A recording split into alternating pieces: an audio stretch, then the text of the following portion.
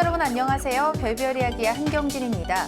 지난해 12월 달 착륙에 성공한 중국이 이번에는 화성 탐사선을 발사한다고 발표했습니다. 인도는 이미 11월에 화성 탐사선을 발사했죠. 한편 네덜란드의 민간 화성 이주 프로젝트 마스원에서는 후보자를 발표했습니다. 화성에 대한 인간의 러브콜이 끊이지 않는 것은 왜일까요? 오늘도 우리들의 궁금증을 해결해 주실 이태영 교수님과 함께 이야기를 나눠보도록 하겠습니다. 안녕하세요. 네, 안녕하십니까. 네, 지구는 점점 사람이 많아지고, 네. 점점 자원은 고가야 되고, 그러면 어디로 가야 되겠죠? 네. 지구 다음으로 가장 가까운 곳에서 비슷한 환경이 있는 곳이 바로 화성입니다. 그래서 결국은 지구를 벗어나서 인간들이 외계에 나가 산다라고 한다면 화성밖에 없다 이런 얘기가 있거든요. 네. 작년에 이미 그 인도에서 망갈리안이라고 발사해가지고 내년 9월 24일경에 화성에 도착하게 되는데 이 중국에서 드디어 달 착륙에 성공하면서 화성에 착륙해서 화성 탐사를 하겠다. 네. 그것도 4년 이내에 하겠다라고 발표를 했습니다. 사실 중국이 화성 탐사를 발표한 건 처음이 아니에요. 2011년 11월에 그 잉허 1호라고 해가지고 화성 탐사선을 발사했는데 실패했거든요. 네. 이 화성이 환경은 괜찮지만 이 탐사하기가 만만치 않은 곳입니다. 네. 화성에 이 탐사 차량을 착륙시킨 거는 나사밖에 없습니다. 네. 화성에 가서 이제 궤도를 돌면서 화성 탐사선까지 보낸 것은 미국하고 러시아, 유럽 연합인데 그 중에서 실제로 화성 표면에 무인 이 조사기라도 착륙시킨 거는 나사밖에 없거든요. 네. 이런 상태에서 지금 중국이든 인도든 뭐 또 네덜란드에 있는 민간 회사가 화성에 여러 가지를 하겠다.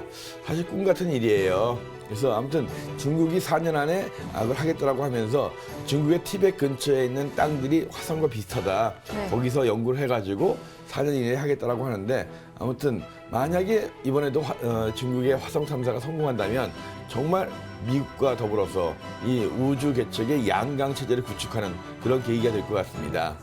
근데 정말 좋기도 하지만 네. 조금 또 이것이 너무 선진국들의 큰 고래 싸움이 되지 않을까 네. 그런 걱정되고요.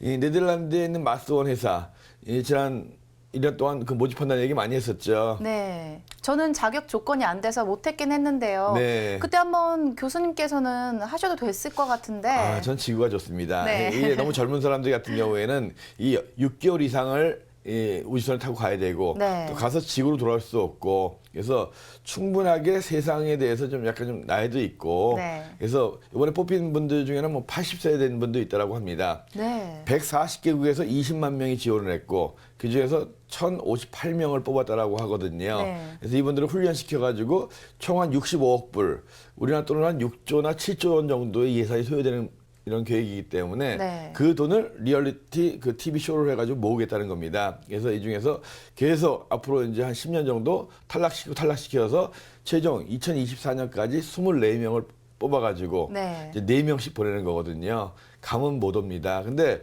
80세 되신 분이 그때 되면 90세일 텐데 그러게요. 이게 좀 정말 쇼가 아닌가. 그리고 또 이제 많은 사람들이 이제 걱정하는 게 아까도 말씀드렸지만 화성에 무인 착륙길에도 착륙시킨 나라는 나사밖에 없어요. 그러니까요. 유럽연합도 못했고 러시아도 못했습니다.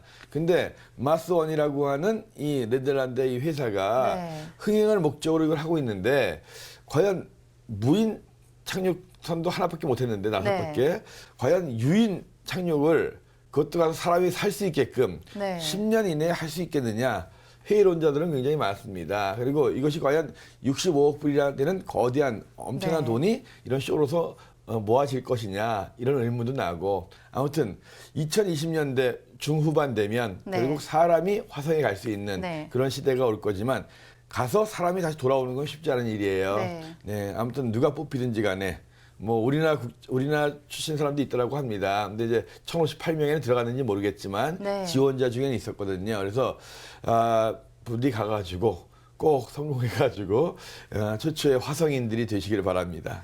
네, 화성에서 한 달이던가 이렇게 6개월 정도까지는 좀 우선 관심이 있으니까 호기심이 있으니까 좋을 것 같은데 평생 거기서 한번 가면은 돌아오지 못한다는 생각하면 조금 무섭다는 생각도 근데 들긴 이제 하는데요. 4명이 가잖아요. 네. 거기서 이제 편이 갈려서 싸움을 하게 되면 네. 어떻게 되나 아주 무서운 일이 벌어질 것 같습니다. 근데 어떻게 이렇게 계속 생각하다 보면 좀 걱정이 되기도 하지만요. 그래도 역시 좀 더 긍정적으로 네. 네, 하여튼간에 민간 업체에서 이렇게 사람을 보낼 수 있다는 것 자체가 재밌는 상상이고 그래서 도전인 것 같습니다. 네. 네, 알겠습니다. 그럼 지난 한 주에는 어떤 일이 일어났을까요? 별별 뉴스 시작하겠습니다.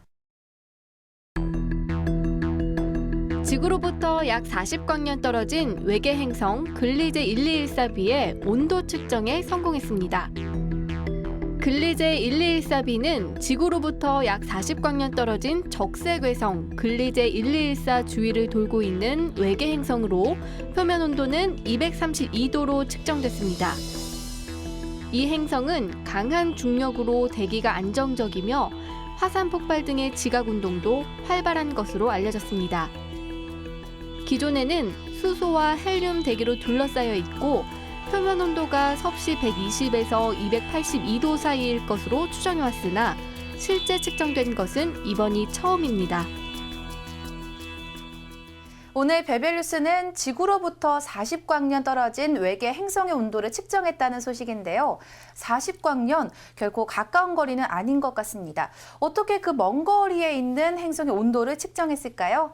교수님 좀 자세히 설명 좀 해주시죠. 네, 그 허블 우주망원경을 이용한 네. 건데요. 미국 시카고 대학교 천문학과 그 연구팀이 밝혀낸 겁니다. 그 뱀지은 자리라고 하는 네. 그 별자리에 있는 그 글리제 1214라는 별이 있어요. 적색 외성이라고 해가지고 네. 태양보다 굉장히 작은 붉은색 별입니다. 그 별을 돌고 있는 이 행성 자체는 크기는 지구보다 지름이 한 2.5배 정도, 질량은 한 6배가 좀 넘는 그런 정도의 슈퍼지구입니다. 네. 슈퍼지구라고 하는 것은 지구보다 크기가 2배에서 10배 정도 되는 지구와 네. 비슷한 환경을 가진 그런 행성이거든요.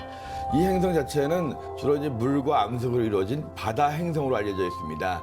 이 행성의 대기를 갖다 측정한 거죠. 대기의 네. 온도를. 그래서 이 별빛이 행성의 대기를 통과해서 약간 뭔가 왜곡이 있었겠죠. 네. 그걸 분석해가지고 대기의 온도를 측정하는 거예요. 상당히 아주 섬세한 미세한 그런 관측 기술이 필요한 거거든요. 그러게요. 예, 그래서 허블 우주망원경을 이용해서 그 별에서 나온 별빛이 행성의 대기를 통과하면서 그 약간 변화된 그런 걸 보면서 이 행성의 온도를 측정했는데 그 온도가 섭씨 232도쯤 된다고 합니다. 아, 네. 예, 섭씨 232도면 지구보다는 좀 덥죠. 하지만 금성보다는 시원한 겁니다. 지구와 금성 정도 사이 정도의 온도거든요. 아무튼 자그마한 행성, 하지만 지구보다 큰 행성이에요. 그 행성의 온도를 최초로 측정했다. 그 온도가 232도라는 발표거든요. 그래서 이제는 이 지구와 비슷한 정도의 행성의 크기뿐만이 아니라 거기에 있는 대기 성분, 네. 그것뿐만이 아니라 온도까지 측정하는 그 정도의 기술이 온 거예요. 그래서 이번에 발표된 이걸 보면서 와, 정말 이제 얼마 안 남았구나. 네. 예, 드디어 이제 또 다른 지구가 발견됐다 하는 뉴스를 앞으로 몇 년 이내에 우리가 들을 수 있을 것 같습니다. 네, 허블 우주 망원경을 통해 가지고 슈퍼지구의 온도까지 측정했다고 하니까요. 정말 기술이 대단하다는 생각이 들었는데요. 빨리 지구 같은 행성을 찾을 수 있으면 좋겠습니다. 별별 뉴스에서 다음 시간에 전해드릴 새로운 소식도 기대해 주세요.